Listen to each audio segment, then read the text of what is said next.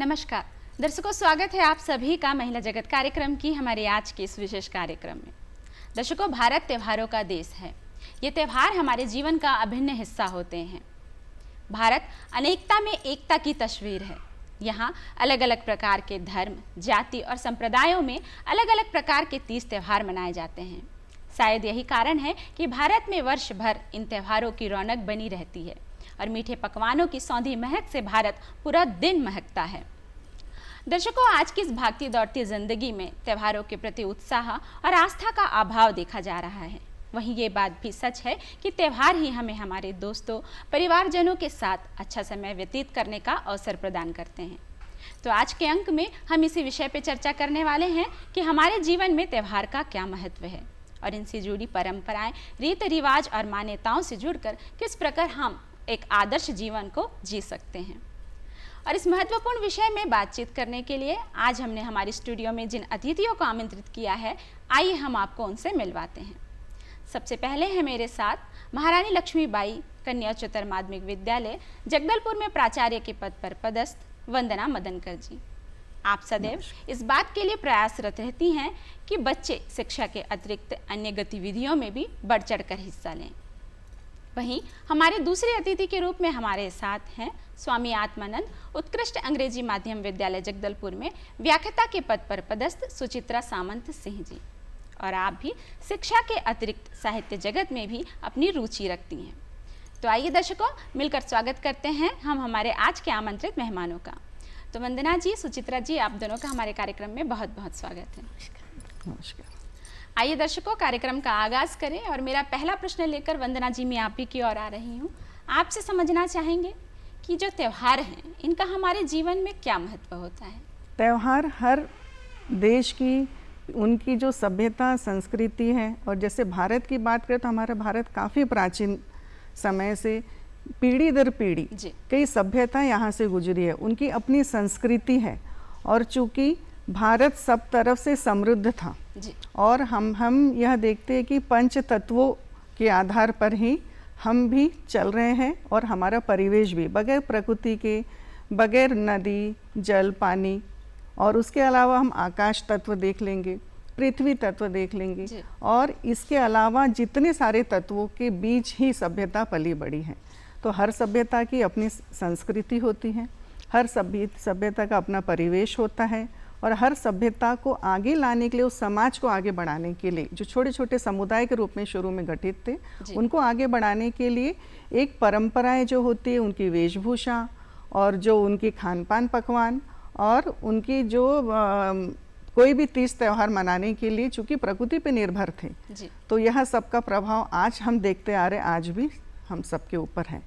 चूँकि भारत में हम ये देख रहे हैं कि ऋषि मुनियों का देश है, और ये यहाँ हम शुरू से देख रहे हैं कि ध्यान है, मेडिटेशन है, और इन सब के जरिए जो ट्रांसफॉर्म है, आज हम विज्ञान के जरिए उन सारी चीज़ों को आज हम जो वर्तमान में देख रहे हैं, हमने ये देखा है कि काफ़ी भूतकाल में ये सारी चीज़ें हमारे पास हैं, और उन्हीं के जरिए हम यह आज सारे त्योहारों के बारे में बताना चाहेंगे। जी वंदना जी, आपने त्योहारों की जो परिभाषा है बहुत ही खूबसूरत दी।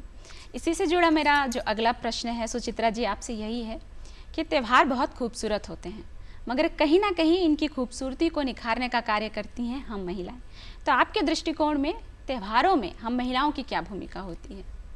जैसे ही त्यौहार की जो है हम कह सकते हैं तारीख जो है आ जाती है, या हर महीने जब हम पहले से ही व्यवस्थित हो जाते हैं कि कुछ होने वाला है, उसमें महिला जो है एक हफ्ते पूर्व ही सक्रिय हो जाती है, कभी कभी तो महीनों से भी सक्रिय हो जाती है, अपने घर के सजावट को लेकर, अपने पूजा घर को लेकर, आंगन कैसा रहेगा, तैयारी कैसे रहेगी, इन सभी में जो है महिलाओं का जो है महत्वपूर्ण योगदान होता है। साथ ही साथ महिलाओं, मैं ये कहना चाहूँगी कि महिलाएं जो हैं सभी चीज़ों का बड़े व्यवस्थित ढंग से जो है वर्गीकरण कर देती हैं कि संरक्षक का भी कार्य कर रही है, और साथ ही साथ वो जो है एक कहना चाहूँगी कि पूरे घर को संभालने के साथ साथ उस आने वाले त्योहारों की तैयारी कैसी होगी, कैसा मिठाई होगा, किस प्रकार के व्यंजन बनेंगे, जी। किस प्रकार के वस्त्र होंगे, किस प्रकार से पूजा घर को सजाना है,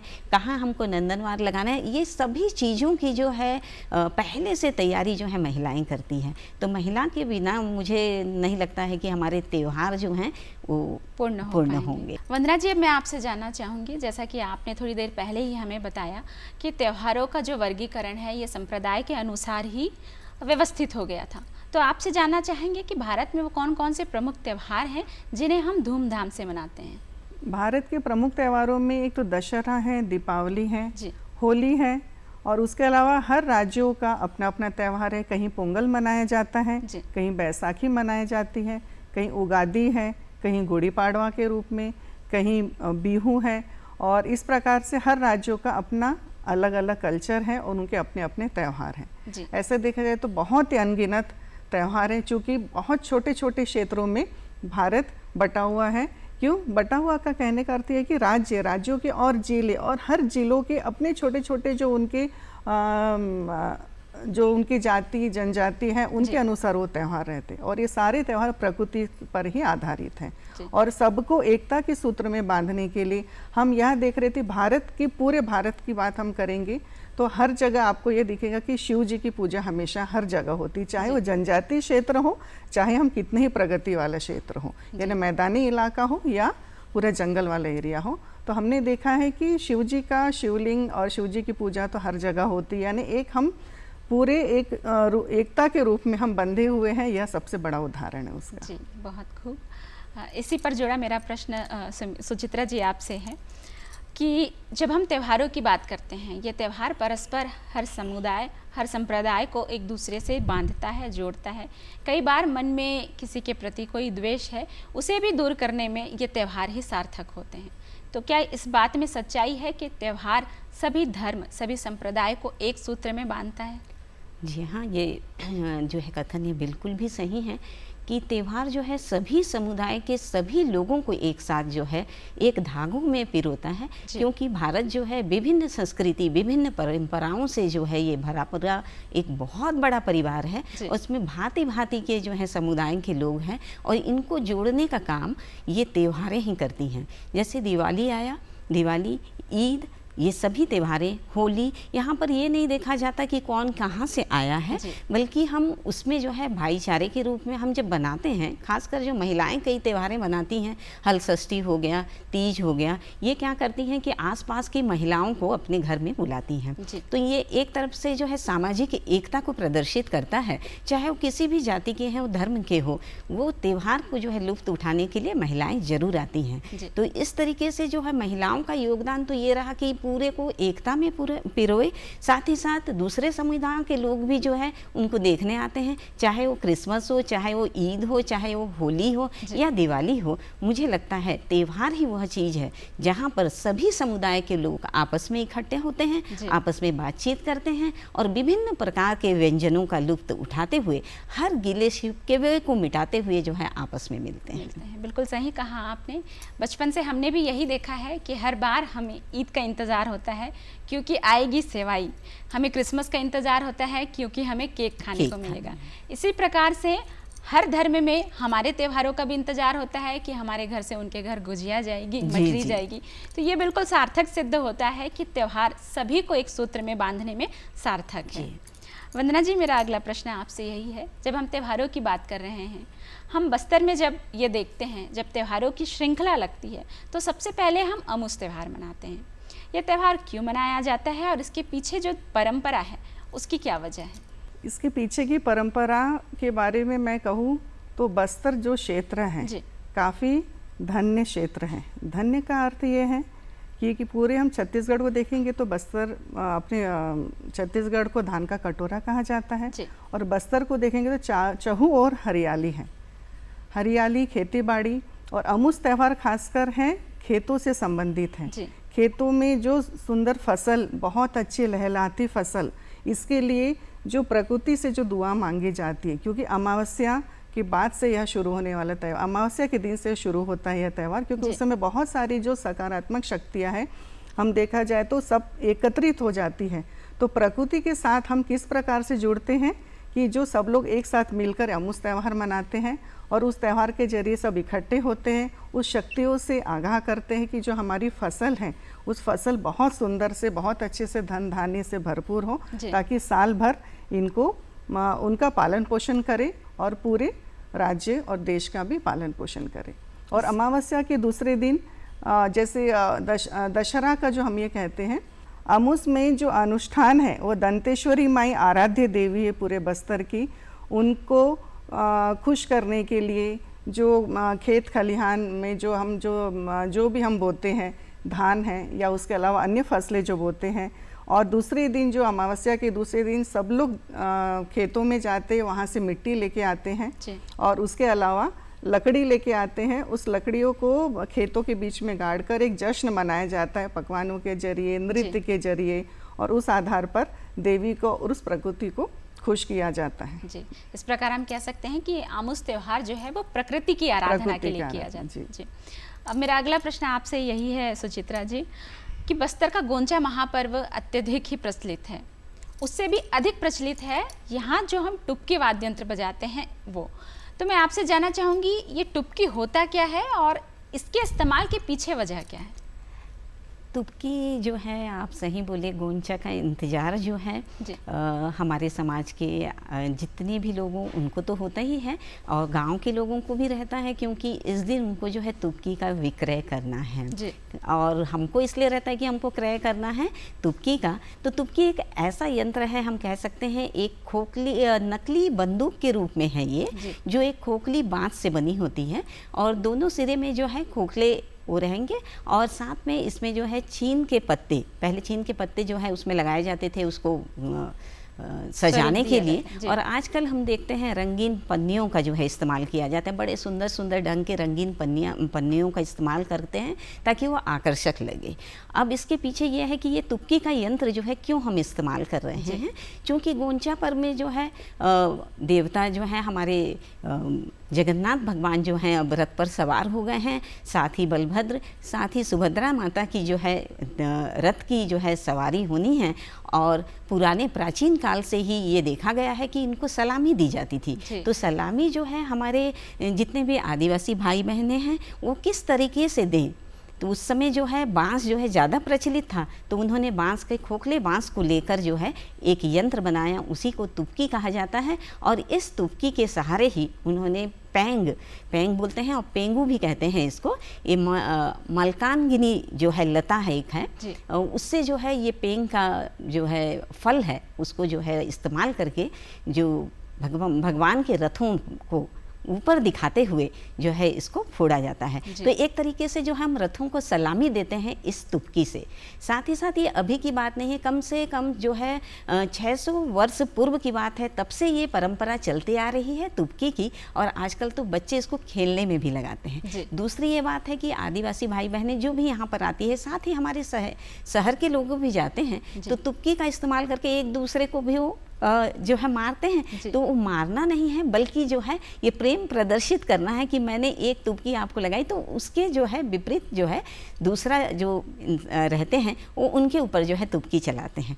पर बच्चे जो है अभी इसके लिए मतलब ये नहीं जानते किस लिए चलानी है, तो वो उनके लिए खिलौने के तौर पे जो है ये तुबकी यंत्र जो है इस्तेमाल होता है। लेकिन वास्तविक जो है तुबकी का कार्य यह है कि चलते हुए रथों को पहले सलामी दी जाती है इस तुबकी यंत्र से, और ये पूरे देश भर में, भारत के कोई भी ऐसा कहीं भी ये आप नहीं देखेंगे कि तुबकी कहीं दिखे, केवल ये बस्तर में ही देखा जाता है, वो भी गोंचा पर्व पर। और इसका हमको बहुत इंतजार होता है। ये एक सांस्कृतिक हमारी एक परंपरा है, तुबकी को हम एक परंपरा के रूप में देख सकते हैं और एक विरासत है हमारी तुबकी। और मैं चाहती हूँ कि अभी के बच्चे जो तुबकी जानते नहीं हैं, तो कम से कम जो है तुबकी को देखें और समझें कि एक वाद्य यंत्र, मतलब ये एक यंत्र ही नहीं है जिससे हम पेंग लगाए और चला दिए, बल्कि ये बहुत ही कई परंपराएं रीति रिवाजें पूरी जो है इसमें जुड़ी हुई है। जी, बहुत बढ़िया आपने बताया।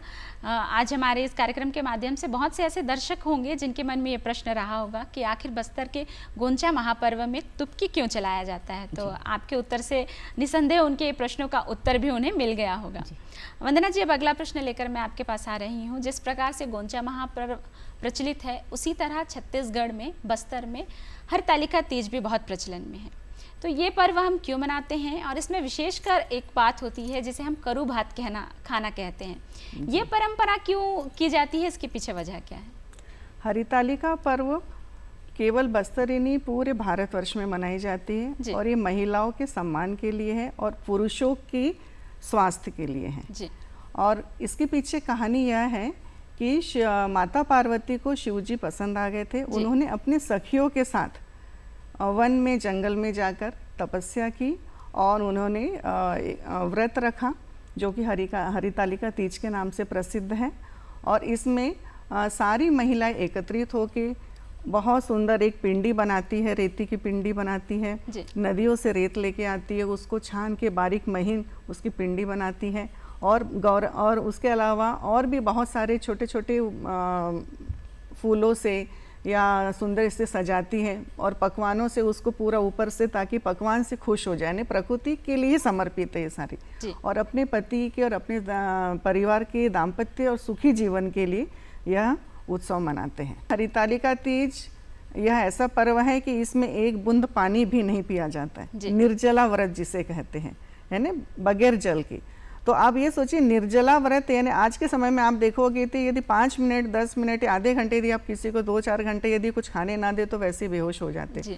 क्यों? क्योंकि हमने बहुत सारी चीज़ें, और उस समय हम देखेंगे कि जो छोटी छोटी बालिकाएं हैं वो भी तीज व्रत रखती थी। तो इसके पीछे एक ये है कि जो करू भात है यह इसमें खासकर करेले की सब्जी खाई जाती है और ये बहुत लोगों को शायद नहीं पता होगा कि करेले की सब्जी, करेला खाने से हमारे शरीर में पानी की कमी और हमें प्यास नहीं लगती, जिसके कारण हमारी इम्यूनिटी सिस्टम जो है बहुत अच्छा हो जाता है। और निर्जला व्रत गीत गाकर और बहुत सुंदर डांस करके, भजन गा के, जो जागरण करके आसानी से पूरी रात भर जागकर यह त्यौहार मनाते हैं। जब भी कोई त्यौहार आते हैं तो उसका एक पूरा भार जो है हम महिलाओं के ऊपर आ जाता है। त्यौहार की तैयारी हो, पकवान की व्यवस्था हो, मेहमानों की व्यवस्था हो, तो कहीं ना कहीं आपको ये नहीं लगता कि ऐसी स्थिति में एक महिला त्यौहार के आते आते वो स्वयं ही थक जाती है और वो पूरी तरीके से इसमें भाग नहीं ले पाती? तो क्या परिवारजनों की ये जिम्मेदारी नहीं बनती कि त्यौहार की जो तैयारी है वो सब में बराबर बांट दी जाए जिम्मेदारियों को?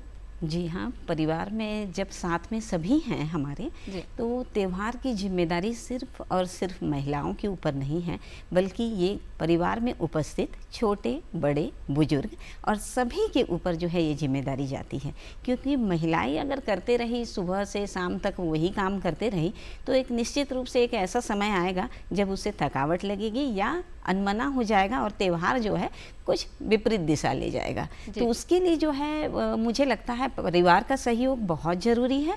परिवार का आर्थिक सहयोग ज़रूरी है, परिवार का मानसिक सहयोग ज़रूरी है और शारीरिक सहयोग ज़रूरी है। तो पहले बात करते हैं कि शारीरिक सहयोग जो है हमारे घर में किस तरीके से मिल सकता है। तो पुरुष वर्ग से हमारे जैसे कुछ हमको चीज़ों को खरीदना है, बाजार जाना है, बाहरी कुछ कार्य करना है, यदि हमारे घर के परिवार के सदस्य यदि ये कर देते हैं तो थोड़ा सा भार कम हो जाएगा। फिर अगर हम मानसिक रूप से अगर हम देखते हैं, अगर महिलाएं काम करते रही, छोटे बच्चे हैं हमारे पास, तो कुछ कामों को बांटना ज़रूरी हो जाता है। तो उसके लिए आंगन को लीपना, थाली जो है दिए को सजाना और दिए की थाली को सजाना, ये छोटे बच्चे हमारे कर सकते हैं घर में जो उपस्थित हैं। यदि एक एक कार्य को सभी ले लें तो मुझे लगता है कि हम त्योहारों को बहुत अच्छे ढंग से जो है हम कर सकते हैं। बिल्कुल, बहुत और साथ ही साथ जो है सभी का सहयोग रहा। देखिए महिलाएं तो काम कर ही रही है, उसका तो कार्य ही है, नारी है यानी उसको कार्य करना ही है, वो कर भी रही है। लेकिन यदि एक सहयोग बन जाता है तो उस चीज़ का हम लुत्फ बहुत अच्छे से उठा सकते हैं। और नारी जो है त्योहारों को जो है जीवंत रूप देने के लिए नारी तत्पर है हर चीज के लिए, लेकिन सहयोग के बिना जो है हम उसको करना थोड़ा सा फीका हो जाएगा। खासकर जो बड़े बुजुर्ग हमारे पास उपस्थित हैं, उस समय अगर हमको रीति रिवाज कुछ हमसे छूट रहा है, हड़बड़ी में छूट रहा है, तो यदि वो बता दें तो हम पूरे रीति रिवाजों के साथ बहुत सुंदर ढंग से हम उस त्योहार को जो है मना सकते हैं। और वो हमको बोझ ना लगकर एक आनंदमय वातावरण होगा जहां हम बच्चे बड़े बुजुर्ग सब मिलकर इस त्योहार का मजा ले लुत्फ उठा सकते हैं। बहुत बढ़िया आपने कहा।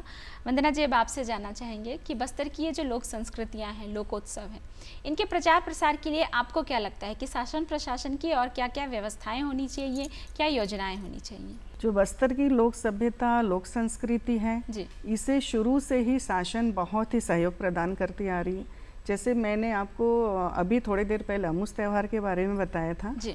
इसमें जो बिलोरी गांव से जो लकड़ियाँ लाई जाती हैं, क्योंकि जंगल से लकड़ियाँ काटना आसान नहीं है, मतलब सरकार का हर जगह सहयोग है। हम यदि 2 पेड़ काट रहे हैं तो हम 4 पेड़ और लगा रहे हैं जी। और उस रथ को जो तैयार किया जाता है बिलोरी गांव से, जो साल की लकड़ियाँ लेके आके जो रथ तैयार किया जाता है, 75 दिन तक चलने वाले जो दशहरा उसकी बात करूँ, और उस दशहरा में हर छोटे छोटे क्षेत्रों में जो मेले लगाए जाते हैं जी।